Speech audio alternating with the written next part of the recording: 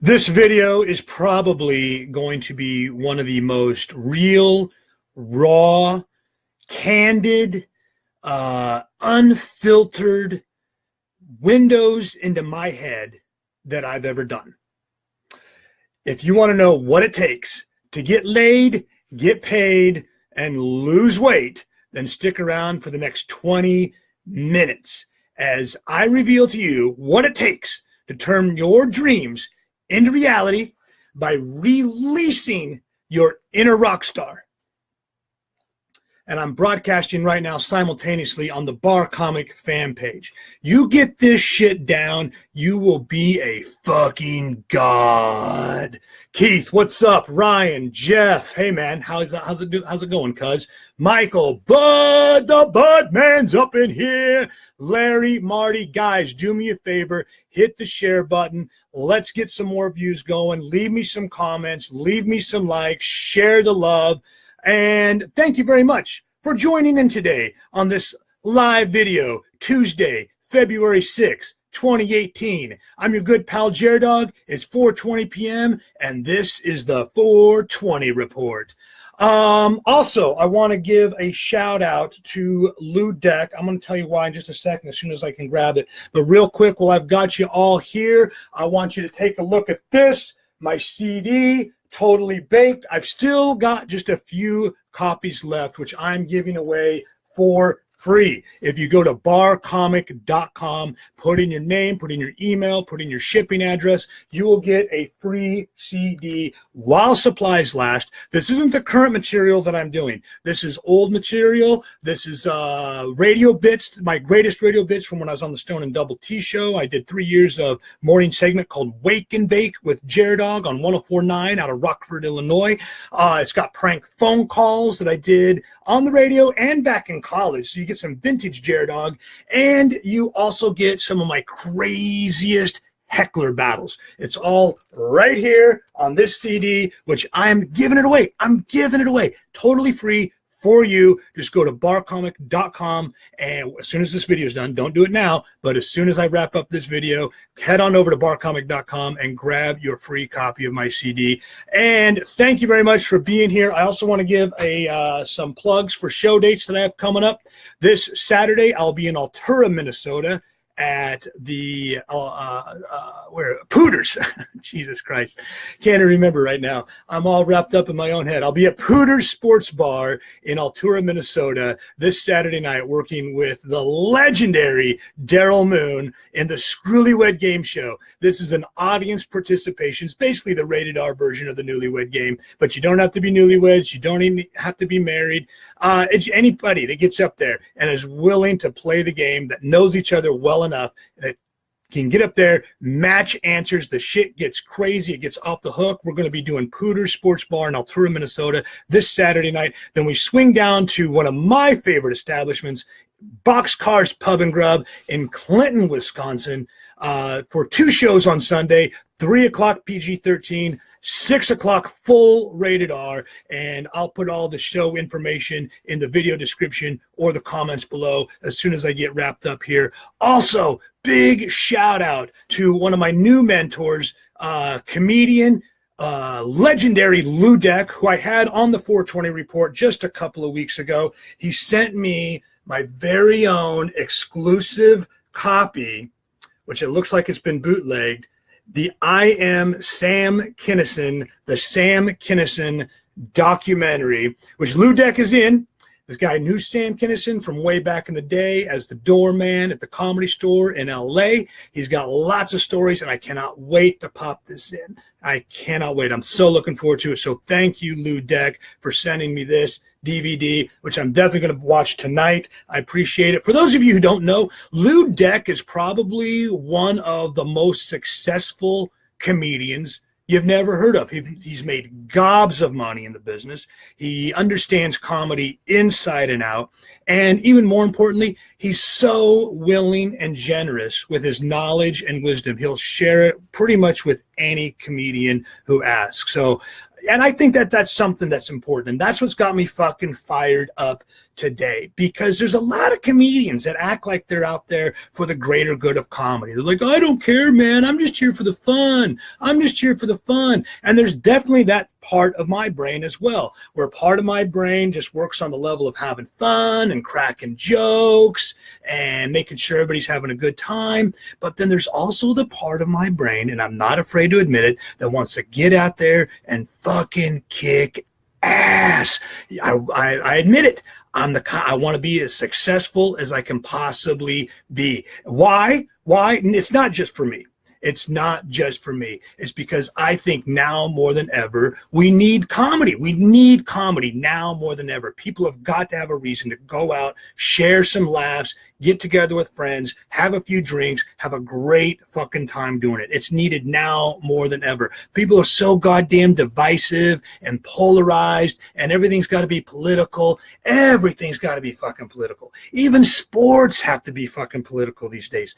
Drop the nonsense. Drop the fucking nonsense already and just go out there and have a great fucking time. But that's why I want to make sure that I'm successful doing it. I want to give shows, give great shows to the venues that book me. I want to give great shows to the audience members that have paid their cover charge to come out and see a kick-ass show and have a good time. People who have been working their asses off all fucking week. People like you, who it takes a little bit of effort to put down the remote control, pull yourself up off the couch, put down your Netflix, and go out to a live establishment. You probably have to get a babysitter on the clock. That ain't no fucking cheap thing these days. You know, you're taking your wife out. You're going to spend some money on a cover charge. You're going to buy drinks that are probably 3 times what they are at the grocery store, right? I have a lot of respect for that. I have a lot of respect for anybody who comes out to a comedy show, because I know the effort that it fucking takes. I take my wife out on a date night, and one of our favorite things to do is go see live comedy. Go support live local entertainment. And let me tell you something, man, it can be a fucking effort to do that. You got to arrange the babysitter. It's a whole night out. It's a whole night out. And most importantly, it's your time. So I respect your time. I respect your time right now watching this live 420 video. I'm not going to fuck around. I'm going to keep it raw. I'm going to keep it real. I'm going to speak to you openly and honestly from the heart. And you don't see enough of that these days. You don't see enough of that these days. There's something, it's driving me fucking crazy. This idea where there's a lot of comedians that run, or I see this a lot in comedy. I see this a lot in just entertainment in general. I see this a lot just in life in general. People run around going, oh, I'm here to help. I don't care. I'm just ho-hum, doing my thing, want everybody to have a good time. It's like bullshit. You're embracing mediocrity. You're embracing mediocrity. It's something that drives me fucking crazy. I hear this phrase a lot. It is what it is. It is what it is. Like, just accept the situation, accept the bullshit that happened. It is what it is. Nothing you can do about it. How about this? I understand that. Accept the situation for what it is, but then work to fucking make it better. Figure out all the little tweaks and improvements that you can do to make it better for next time. But I hear a lot of people like, oh, it is what it is. Nothing can be done. Bullshit. There's always something that can be done. There's always room for improvement. You know, I see this a lot just in entertainment in general, where especially comedians, they'll be like, hey, man, can't I just show up and be funny and get paid? No, you can't, motherfucker. Learn how to promote. Learn how to put asses in seats. And quite frankly, if you're unable to do that, there's plenty of books in the 600, 700 section at the library that teaches you all about sales and marketing and fucking putting asses in seats and making people show up and making sure that everybody that you're working with also wins. It's called creating a win-win situation. For some reason, people think this idea, like if you're out to make money, doing your thing, or if you're out to try to do business, or if you want to be entrepreneurial with your art, like somehow you're being a sellout. Somehow you're taking something from somebody. Yeah, if you're a schemer and a scammer, and the only way that you can think of to make money is to fucking steal shit and take shit, you know, to manipulate situations in order for you to win. But there's a very, very, very fucking easy formula where you don't have to know about branding and you don't have to know about business. You don't really have to know about sales. All you got to do is have it in your head that you admit that you want to win. Admit that you want to win. Admit that you want to win.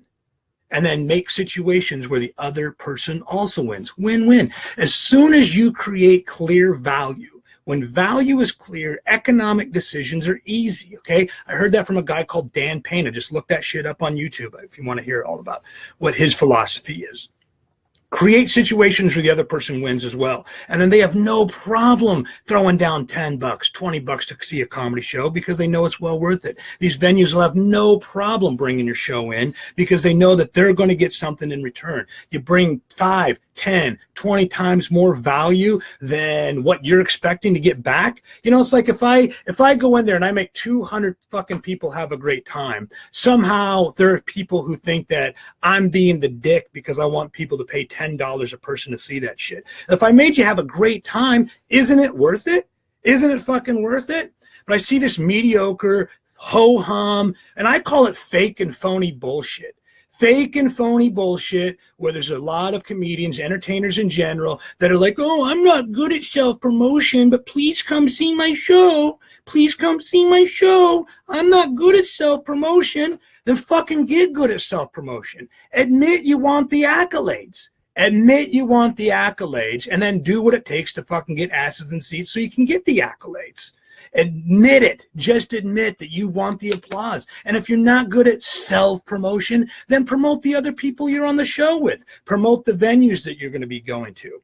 Do whatever it takes to put asses in seats so you can get those accolades. If you have a good show, if it's a great, you have a moral obligation to make sure that there are people out there are aware of it so they can go out and have a fucking great time and stop doing the things that they normally do. Give them a unique experience. If it really is a good show, you have a fucking moral obligation to make sure people see it. Because like I said, now more than ever, we're living in a political time, polarized time, divisive time. Everybody's at each other's throats, especially on fucking social media, bitching each other up and down, trying to one-up each other. You know how to separate yourself from the herd?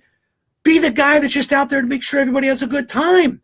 But then you got to do the things to get as many people as possible into it. And I'll tell you something, when you do that right, they're more than fucking happy to pay their $10, their $15, their $20, whatever it is to come see the comedy show. The venue is more than happy to pay you to come in and show their customers a great time, to attract new customers into their business. And if you can do that and you can do it well, you have a fucking moral obligation to be self-promotional. And if you're unwilling to do that, then you don't deserve to be in this fucking business. That's just my opinion. I could be wrong. I'm a douchebag. I admit that. You know, but there are too many people that go around. It's like they go around, they're like, I don't know what to do. I'm just an artist. Well, yeah, so am I. Well, there's two sides of my brain. One side of my brain, very much the artist, very much the guy that just wants to go up there, crack jokes, be present to the moment, be live, be engaging, be talking to you right now. This is like my most fun part of the day. This is what I look forward to the most. And I don't get paid jack shit to do it. It's just something fun that I like to do. I like the interaction. I like the engagement. Hey, Uncle Russ, what's up? Hey, Cheryl, how you doing? But there's the other part of my brain that wants to do everything it takes in order to make sure I'm as successful as possible, not just for me, not just for my family, but because I seriously, sincerely, from the bottom of my fucking heart, believe that when you come to the JerDog comedy show, whether it's a Screwlywed game like I'll be doing at Pooter Sports Bar in Altura, Minnesota this Saturday night with Daryl Moon, or and also in Boxcars Pub and Grub in Clinton, Wisconsin, whether it's the Dirty Jokes and Magic Tricks show, whether it's the He Said, She Said comedy show that I do with Katrina Brown, whether it's just a JerDog one-man show where I get up there and do 90 minutes of straight improv with the audience. No, I truly do, deep down, believe in the bottom of my heart, after 20 fucking years of doing this shit, that I've got this shit down and that everybody walks away, or at least as many as possible. You're not going to make everybody happy. And I quit trying to do that a long fucking time ago. But I really do believe it's a great time. I feel a sense of moral obligation to make sure you come to that show and you have a great time and forget about all the bullshit in the world. In order to do that, I got to learn the business. I got to learn sales. I got to learn marketing. I got to learn what it takes to fucking put asses in seats. And I got to keep up with the current trends. I got to learn old school shit dating all the way back to P.T. Barnum. I got to learn what's going on now in current times, like with social media, YouTube, online shit. You have a moral obligation to do that. You know, we all have an inner rock star in us. We all have that inner rock star. When you're a kid, when you're in school and everybody's like, hey, what do you want to do? Nobody ever says, oh, I want to be a banker. I want to be an insurance salesman. I want to be a janitor. No one ever says that. Everybody wants to be someone rich and famous. Everybody wants to have like a glamorous job. Everybody wants to make good money. Everybody, like, who doesn't? If you fucking act like you don't, then stop lying. Admit that you want to win and create situations where other people win too. But one thing nobody ever says is, I want to be happy. No one ever says, I want to be happy. We put your identity into what your occupation is. Like somehow what you do for a living is your identity. Like my son today, he was coming home and he was complaining this high school. He just got back from high school. He went to a job fair. They had a job fair at his high school. And he was like, it was a fucking waste of time. I'm like, well, he didn't say the F word. He goes, it was a waste of time. I go, what do you mean it was a waste of time? He goes, we had a job fair today, and instead of putting us into the occupations and the careers that we wanted to go into, that we expressed interest in, that we chose, they just randomized it, and so we had to go to things that they wanted us to go to. In the name of fairness, that way everybody's fair. Everybody's on equal terms. Fuck that. Fuck that equal terms shit, man. We should all be trying to elevate each other instead of like trying to keep everybody down and you just have to do the things that the school says you have to do. Go to the career tables that the school assigns you, regardless of what your actual interest or aptitude is. You know, you got to do the thing that they tell you what to do in order to make sure that it's fair for everybody. Fuck that shit, man. Learn to get good at what you do. Express yourself openly and honestly. Put it out there. Be as best as you can fucking possibly be. Admit you want to win and create situations where other people win as well. My wife, she's not even in entertainment, and she has to go through this shit in her field. She helps new mothers, especially with their breastfeeding issues. And in her world, you know, all the lactation professionals, they're all being protective. They're all protective of their brand and their secrets and trying to keep others out. The whole industry is based around helping people, and they still set up these protective barriers that don't allow other people to enter into the field without going through all this political bullshit. I see this with comedians a lot. They're so protective of their material. They won't even put a 3-minute clip on YouTube because they're afraid somebody's going to steal it. If you're afraid somebody's going to steal your 3 minutes of material on YouTube, your 3 minutes. If you're so afraid somebody's going to steal your 3 minutes of fucking material that you put on YouTube, you don't deserve to be in the business. Fucking work harder on your shit. I can write faster than anybody can steal from me. Okay? And on top of which, when I go in to do a show like this last weekend in Janesville, Wisconsin, at Schulte's compound and then also at Crosby Place, most of what I'm coming up with is off the top of my head, spur of the moment. It's on the fly. And I've only been able to do that because I put my 25 fucking years in. I put in my 10,000 hours. I've probably put in 20,000 hours now at this point. So it's just the skill. It's developing the skill. I don't care if somebody's out there, they want to lift a couple jokes of mine. I mean, it probably rubbed me the wrong way. I'm not going to act like I'm just, totally above it. It would definitely rub me the wrong way, but it doesn't make me afraid to put my shit out there on YouTube. It doesn't make me afraid to not tell my secrets. It doesn't make me afraid to help other comedians out and give them opportunities and show them what's up, because I just want to elevate comedy. I want to make sure I want everybody to be good. I want everybody to be good, because then when everybody's good, we all just get that much better. You know, the whole industry just rises, and it creates more and more and more and more abundance of opportunities for everybody. I learned this from watching the movie Groundhog Day. That's what made me think of all this shit, because last week was Groundhog Day, and that's one of my favorite movies of all time. Probably my top 5 favorite movies of all time. It's Groundhog Day, and if you've never seen it, if you've seen it, you know what I'm talking about. At the beginning of the movie, Bill Murray's character, you know, he's a dick. He's a narcissist. He's pretty much just out for himself, you know, basically a value leech. And then he has to live the same day over and over and over. And at the beginning, he's like, oh, shit, this is great. this is awesome because now I can take advantage of situations. I already know what's going to happen. So he fucking robs the bank truck, and he tries to get the girl by tricking her by going back and learning all these things about her history. And then the next day when she doesn't remember it, but he does remember it, he uses all that shit, to sort of manipulate her into trying to get her into bed. That never fucking works out for him. By the end of the movie, he learns and realizes the real value and rewards of life come from giving other people value, producing great results for other people. And then he sort of creates this gravitational pull around him from just being a kick-ass dude. And by the end of the movie, he gets the fucking girl. Admit you want to win and create situations where other people win too. Hey, that's the end of the lecture for today, man. I know it wasn't as funny as I usually am. Maybe it was. Maybe you got a few chuckles out of it. I don't know. But come see the show this Saturday at Pooter Sports Bar in Altura, Minnesota. Thanks for all the likes and love going across the screen right now, whoever that is. Go to barcomic.com. Grab a free copy of my CD. Totally baked. You're going to get my craziest heckler battles, best radio bits, and prank phone calls. It's all right here. It's a compilation disc that I'm giving away for free while supplies last. Go to barcomic.com right now. Put in your email, put in your shipping address, and while I still have copies left, I will make sure you get a free copy of my CD. Come see me this Sunday in Clinton, Wisconsin at Boxcars Pub and Grub. And hey, Allison, what's up? Come see me March 24th in Hawkeye, Iowa. We're doing a fundraiser for the Hawkeye Community Hall. It's going to be the Screwlywed Game Battle of the Sexes. It's going to be me, Daryl Moon, Nathan Tricky Allen is going to make a special appearance. And that's where I got this shirt.